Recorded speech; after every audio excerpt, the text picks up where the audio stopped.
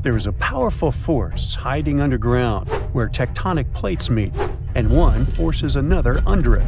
This happens in the Pacific and Indian Oceans. Strain builds over centuries. The tension is unbearable until the megathrust awakens. The Earth shakes with a magnitude that can exceed 9 points, more powerful than any other earthquake. When the seafloor suddenly gets pushed up fast, it sends a huge ripple across the water, and a tsunami of huge force is out. These waves are called teletsunamis, and they cross entire ocean basins, ready to take over coastlines thousands of miles away. The thrust fault stretches over 600 miles. The Earth is not just shaking, it feels like it's tearing apart. This is the power of a megathrust earthquake. Those caught in its path will have to fight for their lives. Japanese authorities recently had to issue their first ever megaquake advisory. It happened because of a strong tremor on the edge of the Nankai trough ocean floor zone. In the end, most of the warnings were lifted, and there wasn't much damage from the 7.1 magnitude earthquake. Parts of southwestern Japan started to shake, and the superfast trains in Japan slowed down to stay safe, which made travel slower for everyone. But everyone is staying alert as they know about the risk of a megathrust earthquake that could happen within the next few decades in the Nankai Trough. The tectonic plate under the Philippine Sea is slowly sliding underneath the land where Japan is, moving just a few inches every year.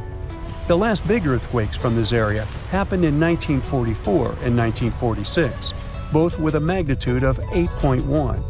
These quakes have caused a lot of destruction in the country. The next megathrust earthquake in the region, if it does happen, could be between a magnitude 8 and 9. Scientists still can't agree on how likely this mega earthquake is to happen, but it could be up to 80% certainty. On the other side of the Pacific, scientists from the U.S. Geological Survey have studied a dangerous area along the U.S. West Coast. It's called the Cascadia subduction zone, and it stretches from northern California to northern Vancouver Island in Canada. Over the past 14,200 years, there have likely been at least 30 big earthquakes in this region. One major quake happens every 500 years on average. But for a long time now, Cascadia has been quiet, and it worries scientists. They think this might be because the area is locked, meaning the tectonic plates are stuck together and building up a lot of pressure. Eventually, the part of the seafloor could suddenly break and move by several feet. The shaking would be just 5 minutes, but it would create a powerful tsunami as the seafloor shifts that would last for 10 hours. If it happens, it's going to be the worst natural disaster in the country's history, according to experts. The ground on some inland hills could turn into something like quicksand. This would cause the hillsides to slide and crumble, taking down roads and bridges. Around 620,000 buildings could be badly damaged or even collapse, including about 100 hospitals and 2,000 people in Washington state might have to take care of themselves without help for 2 weeks, finding food, water, and shelter on their own. Scientists are studying slow slip events, where the tectonic plates move very slowly over weeks or months, releasing some energy but not enough to stop a big one. Every time the magnitude of an earthquake goes up by just one number, the energy it releases is 40 times bigger. So we'd need about 1 million small earthquakes every day for 500 years straight to release the same energy as one huge magnitude 9 earthquake. But these small earthquakes might be clues that a bigger earthquake is coming. To better monitor the Cascadia fault, experts are mapping the fault more accurately and adding better monitoring tools offshore. Scientists receive over $10 million to install seismic sensors and seafloor pressure gauges on a fiber optic cable off the coast of Oregon. The goal is to be ready to warn people and potentially save lives when a big earthquake strikes. A sharp megathrust earthquake happened in this part of the world in 1964. It went down in history as the Great Alaska Earthquake and had a magnitude of 9.2. It lasted for more than 4 minutes, making it the most powerful earthquake in the history of the U.S. and North America. The ground shook so hard that it caused huge cracks and landslides.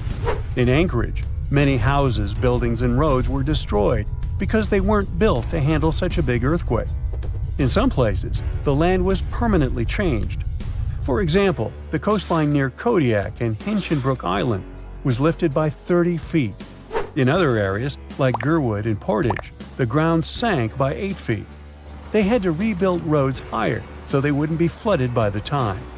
A huge 27-foot tsunami wiped out the entire village of Chiniga. Many coastal towns were heavily damaged, not just by the earthquake, but also by tsunamis and the fires that followed. After the main earthquake, there were thousands of smaller aftershocks for months. A moderate earthquake of magnitude 4.4 shook Los Angeles in August 2024. Once it was over, the LA Fire Department checked around the city and didn't find any major damage or anyone hurt. In the nearby city of Pasadena, which is close to the earthquake's epicenter, a water pipe burst inside City Hall and everyone had to leave the building. Thankfully, there was no danger of a tsunami. The best we can do to avoid panic in such situations is to be prepared. Japan is one of the places on Earth where earthquakes happen the most because it sits on the edges of 4 tectonic plates. Around 1,500 of these earthquakes each year are noticeable. Because of this, the people in Japan have learned to live with earthquakes. The 1950 law set a rule that buildings should be able to handle earthquakes up to a magnitude 7 without falling apart. An update 30 years later said that buildings should only have minor damage in such earthquakes and still work as usual. But if an earthquake is even stronger, the law says the building's main job is to not collapse and save people's lives. At the most basic level, buildings are made stronger with thicker beams, pillars, and walls so they can handle shaking better. Another technique is placing special pads made from materials like rubber at the base of a building. Some buildings are even built on thick layers of padding that separate them from the ground completely, which helps protect them during an earthquake. A skyscraper might sway back and forth a lot, moving up to 5 feet. To stop it from getting damaged, engineers can add something called dampers every second floor all the way to the top. These dampers are like giant bicycle pumps, but instead of air, they're filled with liquid. When the building shakes, the dampers push against the liquid inside them. Even though the liquid doesn't squish very much, it can still absorb some of the shaking. When they're building tall skyscrapers, engineers try to make the structure as simple and balanced as possible. This means having each floor the same height and placing the support columns evenly. But sometimes, architects who design skyscrapers don't want to make these compromises because they have creative ideas for how the building should look. Then they have to find compromise solutions. For example, Tokyo's Skytree Tower, one of the tallest buildings in the world, is designed in a futuristic style but also includes special features to protect it from earthquakes. It has a central pillar, like in traditional Japanese pagodas, and seismic dampers that help absorb the energy from an earthquake, keeping the building safe. Not an earthquake, but a mega earthquake could happen in Japan. It's scarier, bigger, and more destructive than ordinary tremors. However, the problem is that it will occur underwater, which means it will trigger a giant tsunami 100 feet high. A column of water nearly as high as a 10-story building will collapse on coastal cities, wiping out hundreds of houses. The water flow can destroy everything in its path like a bowling ball that knocks down pins. And then another wave may come, and another one. Anyone who is at risk should be on their guard. How to survive? You'll find out later in this video. But first, let's find out what a mega earthquake is. This is an earthquake with a magnitude 9 or more. This is a very rare phenomenon, and it depends not on the power of the shock, but on the length of the fault where it occurs. The longer the fault, the stronger the earthquake. But what are these faults? These are cracks in the rocks of the Earth's crust that move relative to each other. Imagine a large puzzle where every detail is a giant tectonic plate. When one part of the puzzle moves away from another or when they collide, That's when earthquakes begin. If the fault between the parts is long, then the magnitude of the earthquake is great. The largest mega-earthquake ever recorded occurred on May 22, 1960, in Chile. The fault was almost 1,000 miles long. It's almost half the way between Chicago and Los Angeles. And now, a similar mega-earthquake can happen, underwater. That's how it all started. Last year, on August 8th, at 4:42 p.m., an earthquake with a magnitude of 7.1 occurred in southern Japan. The tremors appeared off the coast of the mainland island of Kyushu. Everyone was terrified as they expected a large tsunami to appear. But fortunately, they faced only a small wave. It collapsed on the shore, but didn't destroy buildings. About 15 people got hurt, which is sad, of course. But it could have been worse. It seemed that the disaster had passed. The residents breathed a sigh of relief. However, after that, the Japan Meteorological Agency sent a warning about a possible mega-earthquake that could be incredibly devastating. A previous earthquake of 7.1 magnitude could be a harbinger of an impending catastrophe, a disaster that could affect 250,000 people. As soon as people heard this, they ran to buy groceries. Increased demand and a slight panic led to shortages of rice and several other basic products. People were stocking up on food and preparing for the worst. But a week later, the Japan Meteorological Agency canceled the warning. It turned out that the small tsunami on Kyushu Island was not a harbinger. No one knows whether a mega-earthquake and tsunami will happen in this region, but the chances are very high. To understand the nature of this danger, we need to dive underwater in a place called the Nankai Trough. It is a 500-mile-long underwater fault that runs almost parallel to the Pacific coast of Japan. This is where the two giant sections of the Earth's crust meet, the Philippine Sea Plate and the Eurasian Plate. And the Philippine Plate is subducting and slowly slipping under the Eurasian Plate, on which Japan is partly located. During this movement, the plates get stuck, accumulating energy. Afterward, when they move and align again, they release a powerful burst of energy. And this energy is capable of causing one of the most powerful earthquakes in the world. Experts report that the probability of a mega-earthquake and a tsunami is about 80%.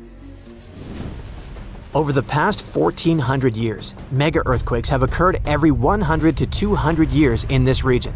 The last time this happened in Japan was in 1946. The entire country felt a powerful tremor that destroyed 36,000 houses in the southern part of Honshu Island. Every year, the probability of a repeat of this disaster increases by 1%. And do you know how many years have passed? 79. According to experts, a mega-earthquake with a magnitude of 8 to 9 can trigger a tsunami that will flood small islands off the coast of Japan. And areas with large populations on the islands of Honshu and Shikoku can be flooded in minutes. Hundreds of thousands of people are at risk. It can be billions and even trillions of dollars worth of damage. According to some reports, about 530,000 people may lose their homes. To save lives, the country needs to carry out a large-scale evacuation. But the problem is that no one knows the exact date. In general, no one in the world can predict in advance when the next big earthquake will occur. In the case of the Nankai Trough, it can happen in a few days, or a few years, or even centuries. So, what should people do?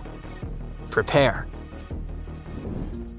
Japan has been experiencing earthquakes for a long time, so the country has learned to survive a disaster with minimal losses. Almost every building in Japan is equipped with dampers, which are devices that suppress any vibrations and make houses more resistant to shaking. In addition, on the shores of Japan, residents have built long and high shields that don't allow powerful waves to break through to land. Japan also has an advanced earthquake warning system. It's impossible to predict powerful seismic activity in a few days or weeks, but it's possible to detect small tremors that may portend an impending earthquake. Special devices monitor seismic signals and transmit the data to certain programs. Then, they evaluate the magnitude and intensity of the tremors and send warnings to people's phones. This can save seconds and even minutes for locals to reach the nearest shelter in time.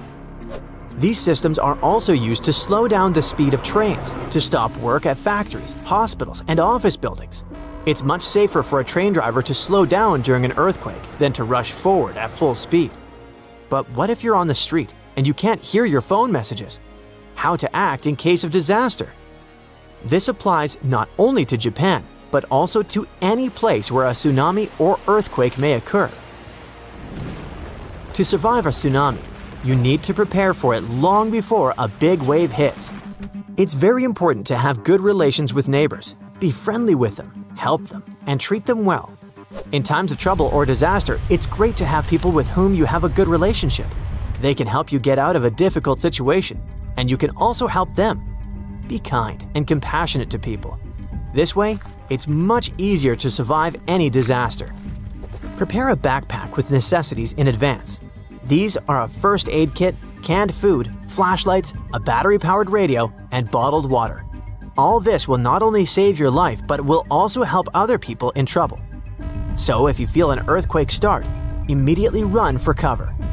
If you're at home, try to stand against a wall closest to the center of the building, or crawl under heavy furniture that stands firmly on the floor, such as a desk or a regular table. Stay away from windows and front doors, and never use an elevator. If you're on the street, don't come close to power lines and any objects that may fall. During a tsunami, you may need to get as high as possible to avoid getting swallowed by water. Stay as far away from the shore as you can, and don't go down until you're sure it's safe. But how can you find out about an approaching wave if you haven't received the warning? When a tsunami approaches the shore, you will hear a roar similar to the rumble of a passing train or plane. If there's no elevation nearby, then try to get to the upper floors. It must be at least the third floor, but it has to be a building that can resist a tsunami, such as a massive house made of concrete. If there are no such high buildings nearby, try to climb a massive tree. When the disaster is over, look around and find those you can help. Listen to messages from rescuers via radio or TV. If all is well, then you can deal with the consequences. Yes, there's a lot of work ahead, but you've survived and helped others survive. And that's the most important thing. That's it for today. So hey, if you pacified your curiosity, then give the video a like and share it with your friends. Or if you want more, just click on these videos.